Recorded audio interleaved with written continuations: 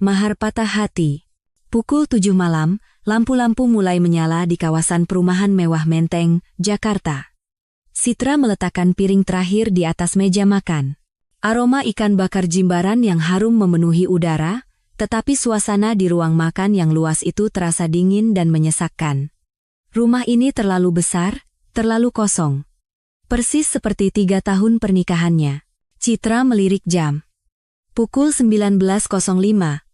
Baskara, suaminya, terlambat lagi. Ia tidak menelepon. 3 tahun ini telah mengajarinya bahwa kekhawatirannya hanyalah omelan yang mengganggu di telinga suaminya. Dulu ia adalah arsitek muda penuh semangat di Surabaya. Ia rela meninggalkan segalanya, pindah ke Jakarta dan menjadi ibu rumah tangga penuh waktu demi mendukung Baskara meniti karier hingga menjadi direktur penjualan di sebuah perusahaan teknologi besar. Baskara berhasil, dan ia berubah. Bunyi kering kunci pintu digital terdengar. Baskara masuk, wajahnya lelah namun tersirat kejengkelan. Aroma alkohol yang samar dan wangi parfum wanita yang asing manis memuakan menusuk hidung Citra. Itu bukan parfumnya. Sudah pulang? Citra tersenyum ramah, mencoba mengambil tas kerja dari tangannya. Aku sudah siapkan makanan kesukaanmu. Baskara menepis tangannya dengan kasar dan melempar jas mahalnya ke sofa. Ikan lagi? Apa kau tidak bisa masak yang lain, Citra? Aku muak melihatnya. Kau pikir di negeri ini ada berapa banyak keluarga yang berani memakai nama Prakasa? Baskara jatuh terduduk di lantai. Jenderal Budi Prakasa. Pahlawan perang, salah satu keluarga militer paling dihormati di Indonesia, dan Dia baru saja menyuruh selingkuhannya menampar cucu kesayangan Jenderal Prakasa 3 kali. Dia baru saja berteriak, hajar lagi. Habislah dia. Benar-benar habis. Bagas melemparkan lencana logam kecil ke kaki Baskara, lencana lambang keluarga Prakasa. Amarah Baskara yang tak beralasan, kepulangannya yang larut malam, aroma asing di pakaiannya. Saat hendak menggantung jas, matanya terpaku. Noda lipstik merah di bahu jas biru dongker itu. Samar, tapi cukup untuk membakar hatinya. Noda itu masih baru, tangan Citra gemetar. Ia membeku sesaat, merasa tercekik. Tenang, mungkin hanya kecelakaan di acara makan malam, bujuknya pada diri sendiri, tapi hatinya tahu, ini bukan yang pertama. Ia punya kebiasaan sejak mereka masih hidup susah, selalu memeriksa saku suaminya sebelum mencuci, siapa tahu ada uang yang terlupa. Kebiasaan itu kini menjadi pisau yang menusuk jantungnya sendiri. Ia merogoh saku dalam, bukan uang. Sebuah struk dari Plaza Indonesia, pusat perbelanjaan paling mewah di Jakarta, terlipat 4. Barangnya, tas edisi terbatas dari merek ternama. Harganya, angka puluhan juta rupiah. Dada Citra terasa kosong. Bulan lalu adalah hari ulang tahunnya. Baskara sedang dinas luar kota. Hadiahnya hanyalah telepon 30 detik mengucapkan selamat. Tidak ada kado, tidak ada bunga. Jelas tas itu bukan untuknya. Struk itu diremasnya hingga telapak tangannya terasa sakit. Suara air dari lantai atas terdengar, seolah mengguyur langsung ke jiwanya. Saat Baskara turun, ia sudah mengenakan piyama sutra. Ia mengerutkan dahi melihat meja makan yang masih utuh. Kenapa masih di situ? Tidak dibereskan? Citra menyembunyikan struk di belakang punggungnya. Tenggorokannya kering, tapi ia berusaha menjaga suaranya tetap tenang. Mas Baskara, akhir pekan ini kita jenguk ayah dan ibu di Surabaya, ya? Sudah lebih dari setahun kita tidak ke sana. Ibu kangen. Itu adalah upaya terakhirnya, berharap nama keluarga bisa membangkitkan sisa-sisa kasih sayang mereka. Baskara tertawa sinis. Surabaya? Lagi-lagi Surabaya? Memangnya ada apa dengan keluarga kampunganmu itu? Orang tuamu itu tahu apa selain bertanya berapa gaji kita dan kapan aku naik jabatan?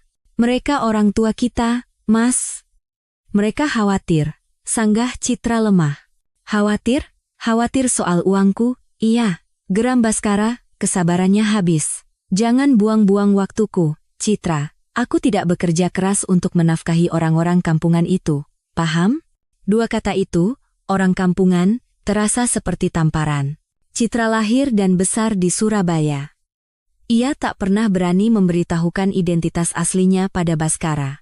Karena cinta, ia setuju menyembunyikan segalanya, hidup sebagai wanita biasa tanpa latar belakang agar suaminya tidak merasa minder. Dan kini, Baskara menggunakan kebiasaan itu untuk menghina dia dan keluarganya. Air mata hendak tumpah, tapi ia menelannya kembali. Pahit. Citra tidak berkata apa-apa lagi. Ia hanya menatap suaminya dengan mata yang kosong dan dalam. Tali yang ia pertahankan dengan susah payah selama 3 tahun, menahan segala penghinaan, akhirnya putus. Ia berbalik dan mulai membereskan meja dalam diam. Melihatnya diam, Baskara mendengus puas, mengira telah berhasil menundukkan istrinya. Ia tidak tahu bahwa keheningan itu adalah pertanda badai yang akan datang. "Aku mau mandi lagi," kata Baskara, merasa terganggu oleh bau ikan yang masih tersisa di udara terasa murahan, seperti istrinya. "Selesaikan semuanya, lalu tidur. Jangan ganggu aku." Pintu kamar mandi utama terbanting, dan suara air kembali mengisi keheningan villa. Citra berdiri di tengah ruang makan, struk yang remuk masih di genggamannya. Ia tidak membereskan meja. Ia berjalan ke sofa tempat jas suaminya terlempar. Ia duduk, merasakan kelelahan bertahun-tahun menimpanya. Apa yang harus kulakukan? Cerai? 3 tahun masa mudanya, pengorbanannya, hanya dibalas dengan kata kampungan dan struk tas untuk wanita lain? Saat itulah ponsel Baskara di atas meja kopi iPhone model terbaru yang ia belikan untuk dirinya sendiri bergetar hebat. Layarnya menyala. Pesan WhatsApp. Citra tak berniat melihat, tapi nama yang muncul di layar membuatnya terpaku. Mona. Di bawahnya, pratinjau pesan terlihat.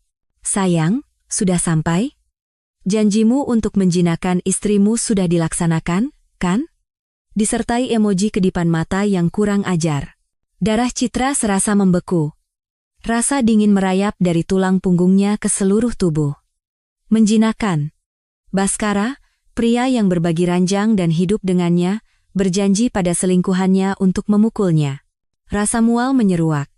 Jijik pada Baskara, dan jijik pada dirinya sendiri yang telah mencintai manusia seperti itu secara buta. Sebelum ia sempat bereaksi, ponsel bergetar lagi. Kali ini panggilan video. Mona menelepon. Citra mengenali wajah wanita itu. Mona, seorang model dan selebgram yang sering muncul di majalah gosip. Kebetulan, beberapa hari lalu Mona baru saja mengunggah foto menenteng tas edisi terbatas yang struknya baru saja Citra temukan. Tiba-tiba, suara air di kamar mandi berhenti. "Citra!" teriak Baskara dari dalam dengan nada kesal. "Siapa itu? Cepat bawa ponselku ke sini." Citra membeku, menatap layar ponsel yang berkedip-kedip. Ia tidak bergerak. "Kau tuli, bawa ke sini." Bentak Baskara, mulai merasa ada yang tidak beres. Ia melilitkan handuk di pinggangnya dan berlari keluar kamar mandi, air menetes dari tubuhnya. Hal pertama yang dilihatnya adalah Citra yang duduk di sofa dan ponselnya yang berdering keras di atas meja. Ia panik. Ia tahu siapa yang menelepon jam segini. "Apa yang kau lakukan?" Ia menerjang ke arah ponsel, tapi kakinya yang basah terpeleset di lantai licin, tangannya tanpa sengaja menekan layar. Keheningan yang mematikan. Ia tak sengaja menekan tombol terima. Panggilan video tersambung. Wajah Mona muncul dengan jelas di layar. Ia mengenakan masker wajah hitam dan gaun tidur sutra merah. Latar belakangnya. Citra langsung mengenalinya. Penthouse di pusat kota Jakarta. Apartemen yang kata Baskara disewa perusahaan untuknya jika harus lembur. Citra pernah sekali ke sana untuk membersihkannya dan ia hafal spray abu-abu tua yang khas itu. "Kok lama, sayang? Aku sudah menung." Mona berhenti bicara saat menyadari bukan Baskara yang memegang ponsel. Kamera menyorot Citra yang duduk di seberangnya dengan wajah pucat. Mona sempat kaget, tapi kemudian senyum sinis dan provokatif muncul di balik maskernya. "Oh, ternyata Nyonya. Belum pergi juga?" Nada bicaranya berubah menghina. "Kukira Mas Baskara sudah berhasil menjinakkanmu." Wajah Baskara pucat pasi. Ia gemetar, mencoba merebut ponsel itu. Akhirnya Citra membuka mulut, suaranya bergetar hebat. "Kalian? Ya, Benar, tawa Mona meledak. Mas Baskara bilang kau itu tua dan membosankan. Kulitmu kasar, disentuh saja jijik. Aku ini cinta sejatinya. Sebaiknya kau pergi saja, jangan jadi penghalang. Diam. Raung Baskara seperti binatang terluka. Ia merebut ponsel dari tangan Citra dan dengan jari gemetar mematikan panggilan. Ia membentak Mona bukan karena Mona menghina istrinya, tapi karena teleponnya merusak rencananya. Ruangan itu sunyi senyap. Hanya terdengar napas Baskara yang berat dan detak jantung Citra yang hancur. Baskara tak berani menatap mata istrinya. Dia hanya rekan bisnis, dalihnya. Dia mabuk, jangan dengarkan omong kosongnya. Citra tertawa. Tawa yang kering dan getir. Rekan bisnis? Rekan bisnis mana yang membuat janji di kamar tidur? Rekan bisnis mana yang menyuruhmu menjinakkan istrimu? Dan rekan bisnis mana yang menerima tas puluhan juta? Baskara kehabisan kata-kata. Ia tahu Citra sudah melihat struk itu. Kepanikannya berubah menjadi amarah untuk menutupi rasa bersalah. Jangan berpikiran macam-macam, Citra. Jangan coba-coba membuat keributan. Karierku sedang di puncak. Kau tahu akibatnya jika kau mengganggunya. Ia tidak menjelaskan. Tidak meminta maaf, ia mengancam. Baskara bergegas naik ke atas untuk berganti pakaian. Beberapa menit kemudian, ia turun membawa kunci mobil dan langsung menuju pintu. Ada urusan pekerjaan. Kau di rumah, renungkan kelakuanmu. Berhenti kuriga. Pintu terbanting. Ia pergi. Berlari ke pelukan selingkuhannya, meninggalkan istrinya di villa yang dingin dengan pesan ancaman dan penghinaan yang keji. Citra duduk terpaku di sofa. Ia tidak menangis. Malam itu, ia tahu semuanya telah berakhir.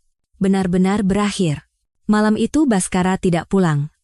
Citra duduk di sofa ruang tamu yang dingin sampai fajar pertama menyelinap melalui tirai tebal. Ia tidak tidur sedetik pun. Struk yang remuk tergeletak di meja. Panggilan video semalam terulang di kepalanya seperti vonis mati. Dulu ia berpikir jika ia cukup sabar dan cukup mencintai, Baskara akan kembali. Ia memikirkan janji Baskara saat mereka masih hidup susah di kontrakan 3x4 meter di Surabaya, saat Baskara memegang tangannya dan berkata mereka akan melewati semuanya bersama. Semua itu bohong. Ia naik ke atas, mandi, memilih gaun putih sederhana, dan merias wajah tipis untuk menutupi lingkaran hitam di matanya. Hatinya mungkin sudah mati, tapi ia menolak terlihat seperti pecundang yang menyedihkan. Pukul 10 pagi, pintu terbuka. Baskara masuk dengan pakaian kusut yang sama seperti kemarin. Ia tampak lelah dan sedikit terkejut melihat Citra duduk tenang di ruang tamu sambil minum teh, seolah menunggunya. Sudah tenang? Tanyanya, mencoba menguji situasi. Citra meletakkan cangkir tehnya. Bunyi porselen bertemu kaca terdengar kering dan tajam. Mas Baskara, kita perlu bicara, suaranya tenang, tanpa emosi. Ketenangan itu justru membuat Baskara gelisah. Bicara apa? Semalam sudah kubilang, dia hanya rekan bisnis. Mona bilang kau berjanji akan menjinakkanku, potong Citra. Bagaimana, dengan memukulku? Baskara membeku. Ia tidak menyangka Mona akan menulis pesan sefrontal itu dan Citra melihatnya. Karena kebohongannya sudah terbongkar, ia memutuskan untuk tidak berpura-pura lagi. Ya, memangnya kenapa? Akhirnya ia mengaku, kelelahan dan amarahnya meledak. Aku punya wanita lain. Aku sudah muak denganmu selama 3 tahun ini, Citra. Ia menatap Citra seolah menilai barang kedaluarsa. Kau itu apa selain wajah yang lumayan? Tidak punya pekerjaan, tidak punya karier. Kau pikir mudah aku bisa sampai di posisi direktur? Apa yang kau bantu? Selain tersenyum di jamuan makan malam, istri-istri relasiku itu wanita hebat semua. Anak konglomerat, putri pejabat. Sedangkan kau, kalau ditanya soal keluargamu, kau hanya bilang mereka di Surabaya. Surabaya mana? Apa mereka orang penting, atau hanya orang kampungan di pinggiran? Ia menggunakan 2 kata itu lagi. Citra, kau itu bebanku. Mona berbeda. Dia muda, cantik, punya banyak koneksi. Dia bisa memberiku proyek. Sedangkan kau hanya bisa memasak. Memangnya aku butuh pembantu? Setiap kata bagai asam sulfat yang disiramkan ke wajah Citra. Melihatnya diam, Baskara merasa menang. Baiklah. Mengingat kau sudah merawatku 3 tahun, kalau kau pergi baik-baik, aku akan berikan uang pesangon, 500 juta. Cukup untukmu hidup nyaman selamanya di kampungmu. Ia pikir 500 juta adalah hadiah dari langit untuk wanita tak berharga seperti Citra. Ia tidak tahu, uang itu bahkan tidak cukup untuk membeli 1 set perhiasan yang Citra simpan di lemari dan tidak pernah ia sadari. Tepat saat Citra hendak membuka mulut, bel pintu berbunyi. Ding dong. Siapa jam segini? Baskara kesal karena aksi murah hatinya terganggu. Sebelum Citra sempat berdiri, Baskara sudah membuka pintu. Siap. Ucapannya terpotong. Sesosok tubuh langsing melewatinya dan langsung masuk ke dalam. Mona. Ia berdandan menor, mengenakan gaun merah ketat, dan menenteng tas edisi terbatas yang sama. Aroma parfumnya yang memuakkan memenuhi udara. Mona berjalan masuk seolah ini rumahnya. Ia melihat Citra di sofa dan tersenyum menghina. Ia mendekati Baskara, berjingkat, dan merapikan kerah kemejanya. Mas, semalam aku buru-buru. Anting berlianku ketinggalan di kamar mandimu. Aku datang untuk mengambilnya. Ia sengaja berkata kamar mandimu, bukan kamar mandi penthouse, untuk mendeklarasikan kepemilikan. Citra berdiri. Ini rumahnya. Seorang selingkuhan dengan kurang ajar datang untuk memprovokasinya di depan suaminya sendiri. Baskara tampak tidak nyaman, tapi tidak mendorong Mona. Ia seolah menikmati pemandangan 2 wanita memperebutkannya. Keluar dari rumahku, suara Citra dingin seperti es. Rumahmu? Mona tertawa. Rumah ini milik Mas Baskara, dan Mas Baskara milikku. Yang seharusnya keluar itu kau, perempuan mandul tidak berguna. Ia sengaja menabrak bahu Citra saat melewatinya. Hinaan mandul menyentuh luka terdalam Citra. Selama 3 tahun mereka tidak punya anak bukan karena ia tidak bisa, tapi karena Baskara berkata ia tidak mau terbebani anak saat karirnya menanjak, kesabaran Citra habis. Saat Mona melewatinya, ia mencengkeram pergelangan tangan wanita itu. Kubilang, keluar. Beraninya kau menyentuhku, bentak Mona. Plak. Suara tamparan yang keras menggema. Mona menampar pipi Citra dengan sekuat tenaga. Citra tertegun, memegangi pipinya yang panas. Ia tidak percaya, ia ditampar di rumahnya sendiri, di depan suaminya. Baskara hanya bersedekap, tidak berniat ikut campur. Melihat Citra tidak bereaksi, Mona semakin menjadi-jadi. Itu karena kau berani menyentuhku. Plak! Tamparan kedua lebih keras. Citra terhuyung ke belakang, kepalanya sedikit terbentur ujung meja, dan jatuh ke lantai marmer yang dingin. Mona mendekat, menjambak rambut Citra, memaksa wajahnya mendongak, dan ini, karena kau tidak tahu diri dan terus menjadi penghalang. Pelak, tamparan ketiga. Darah segar mengalir dari sudut bibir Citra. 3 tamparan cepat dan kejam. Citra tidak menangis atau berteriak, ia hanya merasa semuanya konyol. Mas, tanganku jadi kotor, rengek Mona pada Baskara. Saat itulah, Baskara tertawa. Tawa yang dingin dan puas. Ia menatap Citra yang terkapar di lantai, dengan tatapan penuh penghinaan. Hajar lagi, Mona, biar dia sadar diri, biar dia bangun dari fantasinya sebagai istri direktur. Hajar lagi. Perkataan itu lebih menyakitkan dari 3 tamparan. Itu adalah belati terakhir yang ditancapkan ke jantungnya yang sudah hancur. Ia menatap Baskara, pria yang pernah ia cintai dengan segenap jiwa. Pria yang membuatnya meninggalkan nama besar keluarganya di Surabaya. Dan hari ini, pria itu bersekongkol dengan selingkuhannya, membiarkannya ditampar, dan berteriak, hajar lagi. Bagus. Bagus sekali, bisik Citra, pipinya bengkak kemerahan dengan bekas 5 jari. Ia tidak merasakan sakit fisik lagi. Perlahan, ia bangkit. Ia mengambil ponselnya yang tergeletak di dekatnya. Jari-jarinya gemetar bukan karena takut, tapi karena amarah. Ia membuka kunci ponselnya dan menekan nomor singkat yang tak pernah ia bayangkan akan ia hubungi dalam situasi seperti ini. Mau lapor polisi? Ejek Mona. Silakan saja. Lihat siapa yang akan ditangkap. Citra menekan tombol panggil. Sambungan nyaris instan. Suara pria yang dalam dan berwibawa terdengar di seberang. "Citra? Mas Bagas," katanya dengan jelas, suaranya dingin menakutkan. "Aku di Villa Menteng. Aku dipukul. Baskara dan Mona membatu." "Mas Bagas? Kakak laki-lakinya yang kampungan itu? Kau menelepon kakakmu yang kampungan itu untuk apa?" "Melawanku," ejek Baskara. Ucapannya terhenti. Dari luar, terdengar suara sirene yang meraung-raung, bukan sirene polisi atau ambulans. Ini sirene militer, tajam dan memekakkan telinga. Suaranya mendekat dengan sangat cepat. CKIAITTT. Serangkaian suara rem mendadak terdengar tepat di depan gerbang villa. Baskara berlari ke jendela dan pemandangan yang dilihatnya nyaris membuatnya pingsan. Bukan 1 atau 2. 10 kendaraan lapis baja panser, berwarna hijau zaitun milik TNI memblokir jalan di depan rumahnya. Brak! Gerbang paduan logam yang selalu dibanggakan Baskara terlepas dari engselnya seperti mainan. Sebuah kendaraan komando berhenti di tengah taman. Puluhan prajurit bersenjata lengkap melompat keluar dengan kecepatan kilat, menyegel area dengan gerakan profesional dan dingin. Pintu depan villa ditendang hingga terbuka. Seorang pria jangkung melangkah masuk. Ia mengenakan seragam kolonel TNI yang sempurna, bintang berkilauan di pundaknya. Wajahnya tampan namun dingin, matanya setajam pedang. Dialah pria yang selalu disebut Baskara sebagai kakak kampungan Kolonel Bagas Prakasa. Bagas ditempatkan di sebuah garnisun penting di dekat Jakarta. Hanya butuh 1 menit baginya untuk melacak lokasi adiknya dan mengerahkan tim reaksi cepat. Adik seorang Kolonel Prakasa diserang di rumahnya sendiri. Ini adalah provokasi serius. Mata tajam Bagas memindai ruangan.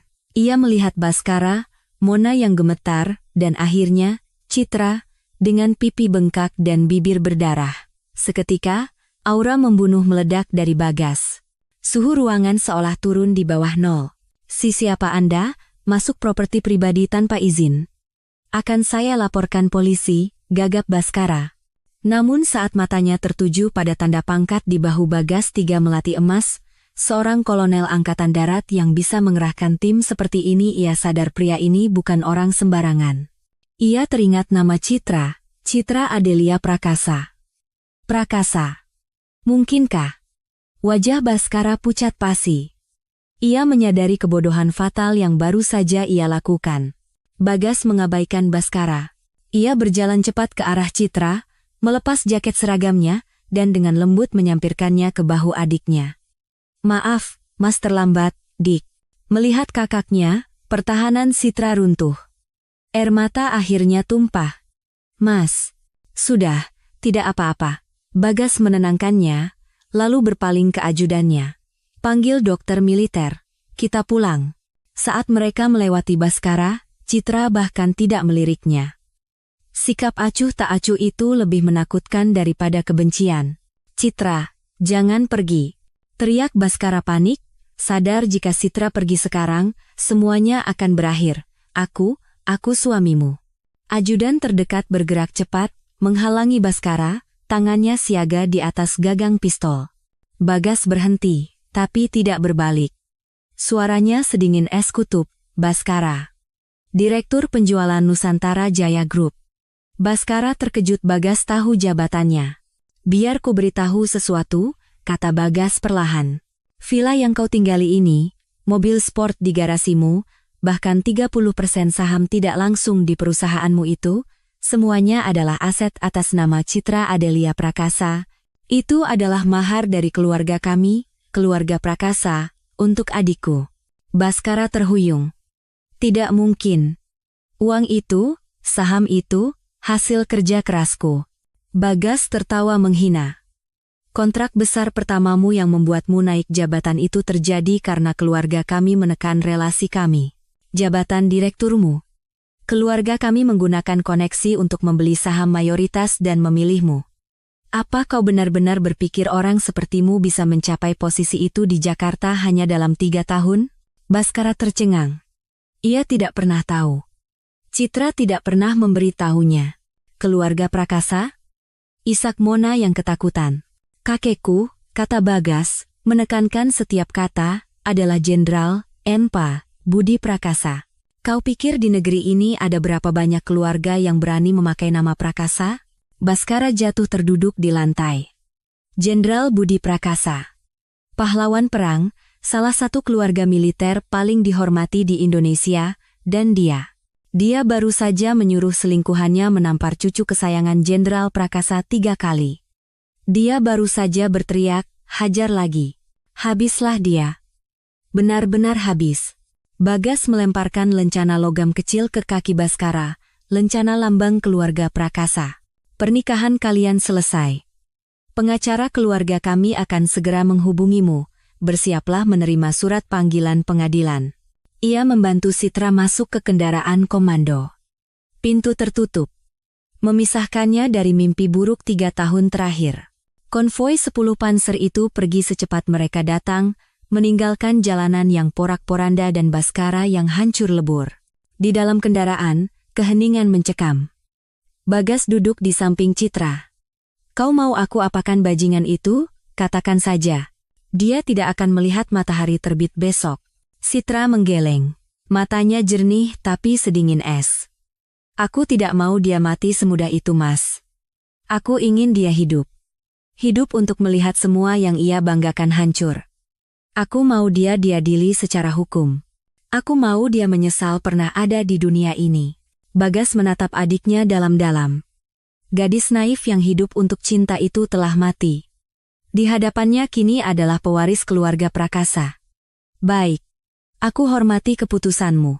Tidak, Mas, kata Citra. Aku yang akan menelepon. Ia meminjam ponsel kakaknya dan menghubungi nomor di Surabaya, yang sudah ia hafal di luar kepala. Halo, Pak Binsar, katanya pada pengacara utama keluarganya. Saya Citra. Saya mau cerai. Suami saya berselingkuh dan melakukan kekerasan. Siapkan gugatan secepatnya. Tuntutan saya, pertama, cerai. Kedua, sita kembali semua aset atas nama saya, termasuk saham perusahaan. Dia tidak boleh dapat sepeser pun. Ketiga, saya akan menuntutnya dan selingkuhannya atas pasal penganiayaan. Bukti CCTV dan visum dari Erspat akan disediakan oleh Mas Bagas. Setelah menutup telepon, ia berkata, aku mau pulang ke Surabaya sekarang, Mas. Sudah kusiapkan, jawab Bagas. Kita tidak ke Soekarno-Hatta. Pesawat militer sudah menunggu di Halim. Kita pulang, Dik. Citra pergi tanpa membawa apapun dari villa itu. Pernikahan kalian selesai. Pengacara keluarga kami akan segera menghubungimu, bersiaplah menerima surat panggilan pengadilan. Ia membantu Citra masuk ke kendaraan komando. Pintu tertutup, memisahkannya dari mimpi buruk 3 tahun terakhir. Konvoi 10 panser itu pergi secepat mereka datang, meninggalkan jalanan yang porak-poranda dan Baskara yang hancur lebur. Di dalam kendaraan, keheningan mencekam. Bagas duduk di samping Citra. Kau mau aku apakan bajingan itu? Katakan saja. Putus asa, ia menjual jam tangan Patek Philippe pemberian Citra di sebuah pegadaian dengan harga murah. Dengan uang itu, ia naik bus malam ke Surabaya. Ia harus memohon pada Citra. Ia berlutut di depan gerbang megah kediaman Prakasa, menangis dan berteriak memanggil nama Citra, berpura-pura menjadi korban yang menyesal. Pertunjukannya memalukan. Dari jendela kamarnya, Citra dengan rambut pendek sebahu yang baru dipotong dan setelan Chanel yang elegan menyaksikan drama itu dengan dingin. Ia menelepon pos jaga. Usir pria itu. Aku tidak mau pemandanganku terganggu. Baskara diseret dan dilempar seperti karung sampah. Rencana korban simpatiknya gagal total. Sementara Baskara terpuruk, Citra bangkit kembali. Ia mengambil alih salah satu anak perusahaan investasi teknologi milik keluarganya yang berbasis di Barcelona, Genesis Tech. Dalam rapat dewan pertamanya, ia mengejutkan semua eksekutif tua, dengan analisisnya yang tajam dan keputusan yang berani. Wanita muda ini bukan boneka, ia adalah seekor hiu. Baskara, yang hidup di kontrakan kumuh di pinggiran Jakarta, akhirnya berhasil menemukan jejak Citra melalui berita teknologi internasional. Ia melihat foto Citra sebagai CEO yang disegani. Kebencian dan iri hati membakarnya. Ia menghubungi seorang peretas kenalannya, Shadow, untuk mencuri data proyek vital Genesis Tech dan menjualnya ke pesaing. Namun, ia tidak tahu bahwa ia sedang berjalan masuk ke dalam perangkap Citra, yang ternyata adalah pakar keamanan siber. Sebuah rahasia yang tidak pernah ia ceritakan pada Bhaskara telah mengantisipasi langkah ini. Proyek AI medis yang diincar Bhaskara adalah umpan yang berisi data palsu. Semua aktivitas peretasan direkam.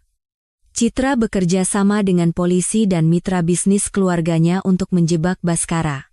Di sebuah kedai teh di Surabaya, Bhaskara ditangkap saat bertransaksi menjual data curian itu.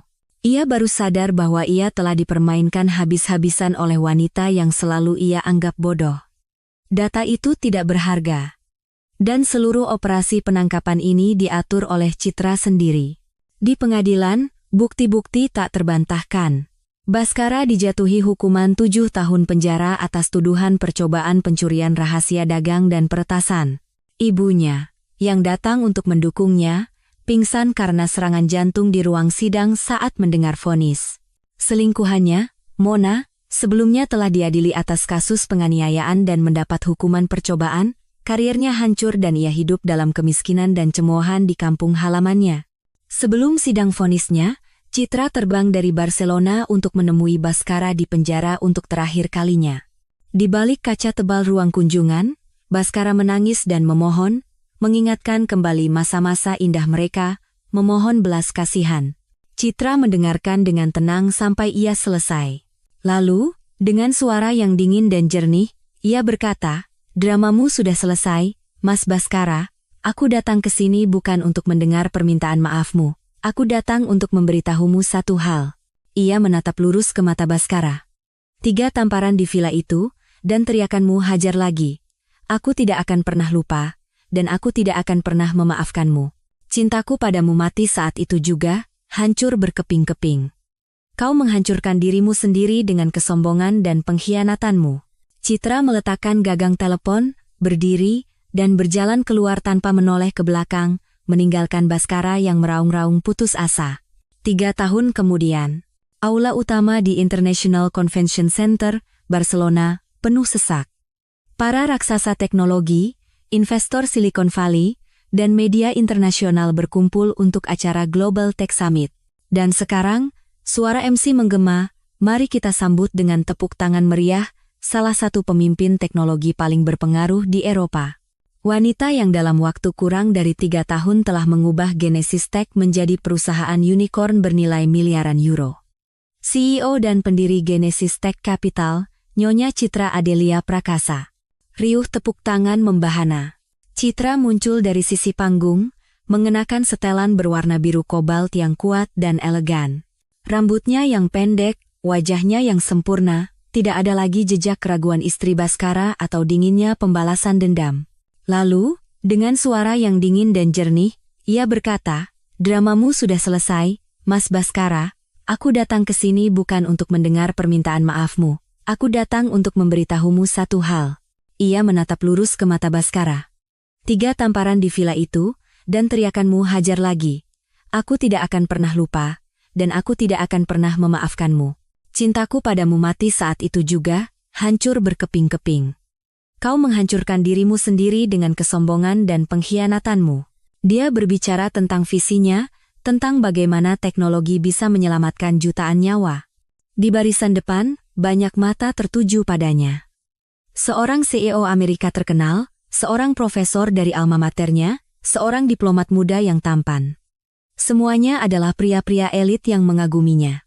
Citra tahu. Setelah perceraiannya, keluarga mencoba menjodohkannya, tapi ia menolak dengan sopan. Bukan karena ia takut cinta. Hatinya, setelah hancur, justru menjadi lebih kuat. Ia hanya tidak ingin terburu-buru. Ia pernah terburu-buru sekali, dan membayarnya dengan 3 tahun hidupnya dan 3 tamparan. Kali ini, ia akan menunggu seseorang yang benar-benar pantas untuknya. Seseorang yang melihat Citra Adelia Prakasa, sang CEO, bukan tambang emas atau ibu rumah tangga. Pidato berakhir. Seluruh aula berdiri, memberikan tepuk tangan yang gemuruh. Citra tersenyum dan membungkuk. Cahaya sorot menyelimutinya. Ia berdiri sendirian di atas panggung, tetapi ia tidak kesepian. Ia adalah pusat dari dunianya sendiri. Ia tidak pernah memaafkan Bhaskara. Ia tidak perlu melakukannya. Balas dendam terbaik bukanlah menghancurkan musuhmu, tetapi menjadi begitu bersinar sehingga musuhmu bahkan tidak layak untuk menatapmu. Dari abu pernikahannya, ia telah bangkit kembali, sepenuhnya. Ia telah menciptakan masa depan paling cemerlang untuk dirinya sendiri.